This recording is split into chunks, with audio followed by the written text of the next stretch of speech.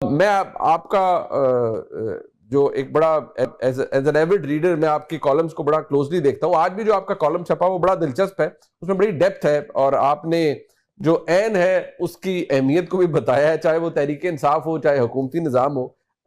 بڑا صاحب, آپ کے اسیسمنٹ میں کہ پچھلے کچھ دنوں کے اندر جو کچھ ہوا ہے, جو پاکستان تحریک انصاف کی فرسٹریشن ہے اور جو طاقت ملی ہے پاکستان کے اس نظام کو, یعنی اسٹیبلشمنٹ کو, چاہے وہ بھارت کے ساتھ کانفلکٹ کے بعد ہو, پاکستان کے فیلڈ مارشل کی صدر ٹرمپ سے ملاقات کے بعد ہو, کہاں ہیں معاملات آج کھڑے ہوئے آپ کے نزدیک؟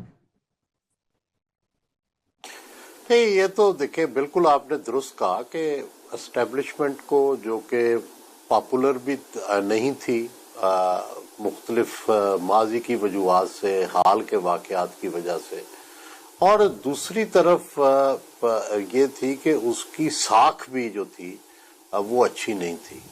لیکن جنگ نے جس میں ایک بالکل مختلف حالات کر دیے, کیونکہ ہماری جو اسٹیبلشمنٹ ہے اس کی ساکھ بہت بہتر ہوئی انٹرنیشنلی بھی اور نیشنلی بھی. اور اس کے بعد یہ جو انپریسیڈنٹڈ میٹنگ ہوئی ہے, لنچ میٹنگ امریکہ کے اندر, اس نے بھی معاملات جو ہے یہ سمجھنے میں کہ ہم کہیں بین الاقوامی منظر میں, جہاں ہم ایک نقطہ بھی نہیں رہے تھے افغان جنگ کے بعد, کہ کہیں ہم میٹر کرتے ہیں, اور اس میٹر کرنے میں ہم خطے میں بھی اور دنیا میں بھی اپنا ایک نام اور اپنی ایک ساکھ رکھتے ہیں. تو یہ ایک ریوائول ہوئی. دوسرا, ہمارا شروع سے پرابلم ہے انڈیا کے ساتھ. جب سے پاکستان بنا ہے تو ہم جو بھی کوئی چیز اپنی کرتے ہیں وہ تقابل میں کرتے ہیں کہ انڈیا کہاں کھڑا ہے, ہم کہاں کھڑے ہیں, امریکہ انڈیا کے ساتھ کیسے تعلقات ہیں, ہمارے ساتھ کیسے تعلقات.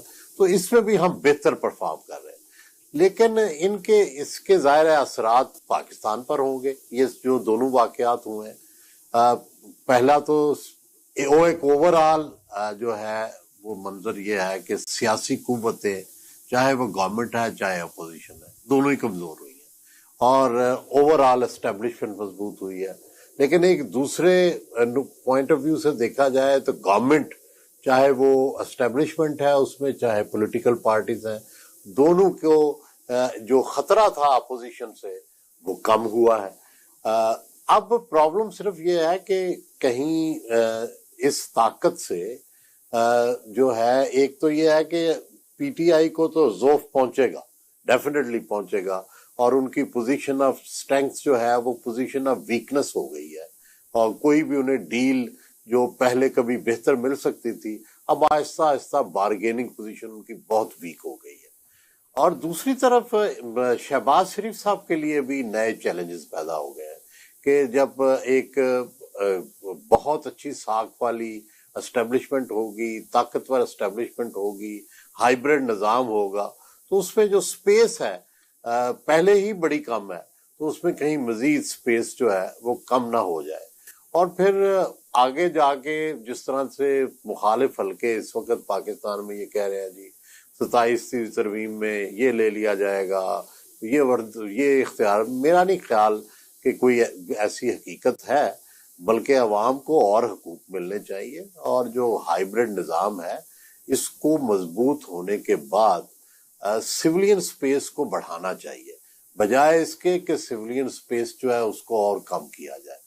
تو یہ میرا اوور آل ایک نظریہ ہے ان حالات کے بعد. عبید صاحب, یہ پاکستان تحریک انصاف کے اندر اس بات کا ذکر آپ نے بھی کیا ہے کہ اس وقت جو مرکزی شخصیت اگر کوئی ہے جن کی چلتی ہے وہ محترمہ علیمہ خان صاحبہ ہیں, عمران خان صاحب کی ہمشیرہ ہیں.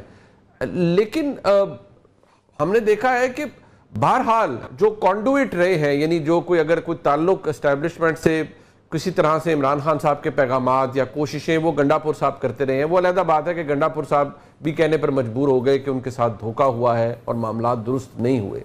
کیا علیمہ خان صاحبہ ایسی شخصیت ہیں کہ آج نہیں لیکن کسی سٹیج پر وہ عمران خان صاحب کے لیے کچھ اچیو کر سکتی ہیں آپ کی نظر میں اس اسٹیبلشمنٹ سے, اس نظام سے؟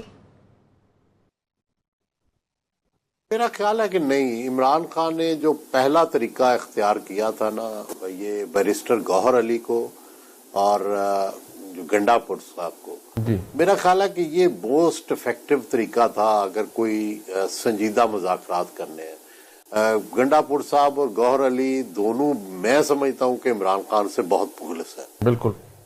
लेकिन पीटीआई का अलमिया वो एक इस तरह की पार्टी बन चुकी है कि हर एक पे अपने पे भी उन्हें शक है।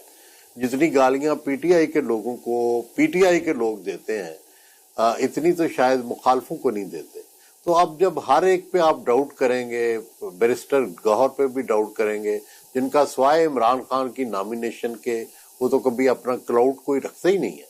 और गंडापुर जो है ये ठीक है कि उनके एस्टेब्लिशमेंट से मामलात को तय करते हैं एज चीफ मिनिस्टर, लेकिन मुझे अंदाजा है कि वो अपनी हर खुफिया मीटिंग में भी इमरान खान के साथ मामलात को ठीक करने की बात करते हैं। लेकिन जब पीटीआई को उन पे भरोसा ही नहीं है इन लोगों पे, और इस दफा खान साहब की जो बहन है अलीमा खान वो बाहर आई, तो सबसे पहले मैं सुन रहा था तो उन्होंने सबसे पहला पॉइंट ये दिया कि सोशल मीडिया ने बड़ा रोल अदा किया। यानी उसका मतलब डायरेक्टली ये था कि जो गंडापुर साहब को जो गालियां पड़ रही हैं ये बड़ी अच्छी हैं। तो जब पार्टी में ये हाल हो तो अलीमा खान साहबा भी मुज़ाकरात करके देख ले, यही हाल सोशल मीडिया इनका भी करेगा। अच्छा, आपके नजदीक ये अभी आपने जो गुफ्तगू फरमाई राय साहब, फिर रास्ता हमने देखा है माजी में, हमने शहीद बीबी के मामलात देखे, हमने मियां नवाज शरीफ साहब के मामलात देखे, अब बुरे हालात, जलावतियां, सजाएं, केसेस, लेकिन हालात बदले भी। इमरान खान साहब के लिए वो जिसे हम कहते हैं कैटलिस्ट क्या साबित हो सकता है? आमतौर पर तो ये होता है कि ये एस्टैब्लिशमेंट की ताकत पीक कर रही है, लेकिन जब वो ताकत कम होगी तो फिर कोई निगोशिएटिंग टेबल भी बेहतर सजेगा। लेकिन यहां तो अभी तो पावर पीक कर रही है और कुछ आपको नजर नहीं आ रहा, तो फिर क्या कैटलिस्ट होगा जो खान साहब के लिए कोई सियासी स्पेस क्रिएट करेगा या उनको टेबल पर better seat at the table जिसे हम कहते हैं वो दिलवाएगा?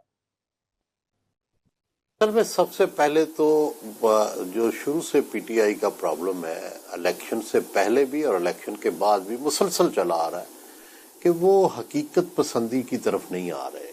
वो ख्वाबों की दुनिया में है कि हम इसको गिरा लेंगे, ये जंग जो है इससे हमें फायदा हो जाएगा, ट्रंप आ जाएगा तो उससे हमें फायदा हो जाएगा, बस ये होने वाला है, ये हमने तहरीक चला ली तो हम हुकूमत को गिरा लेंगे। तो ये तमाम अब तक के जितने फैक्टर्स हैं हमने देखे हैं सारे। ट्रंप साहब के आने पे किस तरह से इंतजार किया जा रहा था, ठीक है, इसी वो उल्टा पड़ गया। वो तो अभी सदर ट्रंप ने जो मीटिंग थी उसमें इमरान खान का नाम नहीं लिया, पाकिस्तानी साइड ने इमरान खान का नाम लेके तो हालात बताए हैं, और ट्रंप साहब मुस्कुराते रहे हैं, उन्होंने कोई उसकी हमायत में एक लफ्ज नहीं कहा, बल्कि जनरल साहब की हमायत में जो है वो बोले हैं। तो बुनियादी बात यह है कि जब तक आप रियलिस्टिक देखिए, अगर तो कोई कॉम्प्रोमाइज करना है तो कॉम्प्रोमाइज के लिए उन्हें जो ये एक हार्ड लाइन है ना, जो कि जाली है, हकीकत में तो वो सारा कुछ किए हुए हैं, उसी असेंबली में बैठे हुए हैं जिसको वो नहीं मानते, उसी रिजर्व सीटों को वो मान के उस पर तस्लीम किए हुए हैं, उस हर रोज कौमी असेंबली में मीटिंग करते हैं गवर्नमेंट के साथ, उसी शहबाज शरीफ के साथ रोज बैठ के बातें करते हैं। सिर्फ मान ही नहीं ना सोशल मीडिया पे हम नहीं मानते, ठीक है, आपने इस सिस्टम को मान लिया हुआ है, आप इस सिस्टम के अंदर बैठे हुए हैं, इसी सिस्टम के अंदर आप चीफ मिनिस्टर बने हुए हैं, इसी सिस्टम के अंदर आप बेनिफिट ले रहे हैं, इसी के अंदर आप तनख्वाहें ले रहे हैं, ये सब कुछ तो आपने किया हुआ है। और अगर आपका जो क्लेम टू फेम है वो क्या है कि इस इलेक्शन में धांधली के बावजूद हमने ये इतनी सीटें ली हैं, तो भाई इतनी सीटें ली हैं तो इट मीन्स के इन ए वे आपने उसको तस्लीम कर लिया, तो सब कुछ तो आपने तस्लीम किया हुआ है, सिस्टम का हिस्सा है, लेकिन आप मानने को तैयार नहीं है। और उसका फिर नतीजा ये है कि जब आप ये सिस्टम नहीं मानेंगे तो जितनी देर तक सिस्टम में ताकत है तो वो रेजिस्ट करेगा। तो इस वक्त तक उनकी ताकत सिस्टम की बढ़ती जा रही है और पीटीआई की कम होती जा रही है, इसलिए कोई मसालियत का कोई चांस नहीं है। और दूसरा जो होती है ना जी, जो हमेशा जो ताकतवर होता है ना, वो जो कमजोर होता है ना उसके साथ मुज़ाकरात करता है, लेकिन वो मुज़ाकरात कामयाब नहीं करता। بڑی مذاکرات کرتا ہے وہ کامیاب نہیں کرتا. اب حکومت مذاکرات کرے گی بھی تو کامیاب نہیں کرے گی. بڑی بہت دلچسپ بات ہے، اور ایگزیکٹلی ایسے ہی کہ وہ بات شروع کریں گے لیکن کنکلوڈ نہیں کریں گے. رائٹ صاحب، پی ایم ایل این کے اندر آپ کو لگتا ہے کہ یہ پرابلم کہیں ہے کہ ان کو فکر ہو کہ ہمارا بیانیہ کیا ہے، ہم حکومت میں ہیں، طاقت انجوائے کر رہے ہیں، اسٹیبلشمنٹ کا پاور ہاؤس ہمارے ساتھ ہے، تو لیکن بیانیہ ہم نہیں بنا پائے، اور آپ بھی متعدد دفعہ اس کا ذکر کر چکے ہیں. کیا ان کو یہ فکر ہے؟ کیونکہ باد النظر میں تو جو ہائیبریڈ نظام جس کے جی دیکھیں اس میں بھی پرسنالٹیز ہیں نا. مگر میاں نواز شریف تو ریٹائرڈ پالیٹکس میرا خیال ہے کر رہے ہیں، اگرچہ انہوں نے کئی دفعہ وعدہ کیا کہ میں ایکٹیو ہوں گا، میں یہ کروں گا، میں وہ کروں گا، کیا نہیں ہے انہوں نے ابھی تک. نہ پارٹی کی کوئی میٹنگ ہوئی ہے. شہباز شریف سیاست کرتے ہی نہیں ہے. اب رہ گئی صرف اور صرف مریم.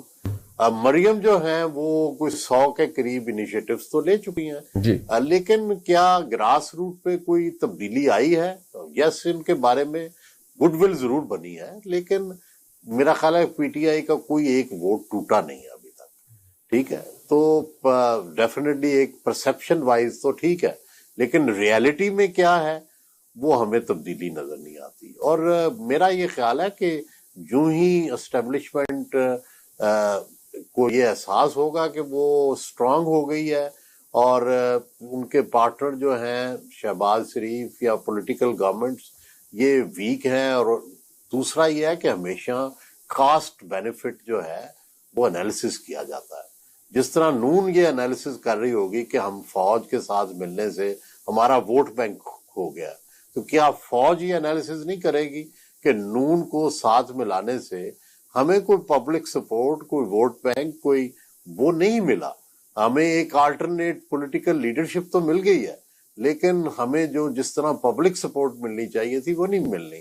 اور مجھے پتا ہے کہ جنرل عاصم منیر کے جو حامی اس وقت ایک ڈیولپ ہوئے ہیں نئے، تو براہ راست ان کے حامی ہیں، وہ پولیٹیکل جو اس وقت ان ایکٹیویٹی ہے اور پولیٹیکل رادر بے عملی ہے اس پہ بہت ناراض ہیں، اور وہ یہ سمجھتے ہیں کہ جو نون کو جنرل صاحب کو دینا چاہیے وہ نہیں دے پا رہے.